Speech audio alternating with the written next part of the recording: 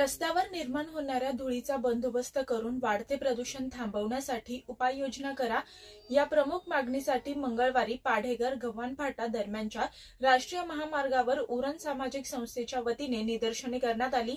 यावेळी याकडे दुर्लक्ष करणाऱ्या प्रदूषण नियंत्रण मंडळाच्या विरोधात संताप व्यक्त करण्यात आला। JNPT उरण ते पळसपे या राष्ट्रीय महामार्गावर माती आणि इतर साहित्य वाहतुकीमुळे प्रचंड प्रमाणात धूळ निर्माण होत आहे। या धुळीमुळे होणाऱ्या प्रदूषणाला आळा घाला या मागणीसाठी उरण सामाजिक संस्थेच्या वतीने आंदोलन करण्यात आले। राष्ट्रीय महामार्गावर मातीच्या डंपरमुळे आणि इतर जड आणि अवजड वाहनांमुळे तसेच बाजूच्या क्रशर आणि दगडखानेमुळे धूळ आणि माती महामार्गावर येत आहे। महामार्गावरून 24 तास वाहने चालत असल्यामुळे या धूळ माती हवेत उडून या परिसरात नेहमीच धुलीकणांचे साम्राज्य पसरलेले असते। या वातावरणातील धुलीकण हवेतून उरण, पनवेल, नवी मुंबई परिसरात पसरल्यामुळे या विभागातील नागरिकांना दीर्घकाळ खोकला आणि श्वासनाचे आजार जडले आहेत। यासाठी उपाययोजना म्हणून राष्ट्रीय महामार्गावरील पाढेघर गव्हाण परिसर महामार्गावरील आणि इतर ठिकाणची ही धूळ माती पूर्णपणे साफ करा।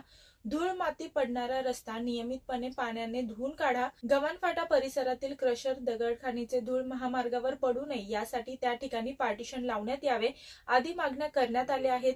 या निदर्शनात संस्थेचे अध्यक्ष सुधाकर पाटील, सचिव संतोष पवार आणि उपाध्यक्ष राजेंद्र मडवी, रमाकांत म्हात्रे यांच्यासह कार्यकर्ते उपस्थित होते। मी वर्षा काटेकर, योद्धा न्यूज, नवी मुंबई।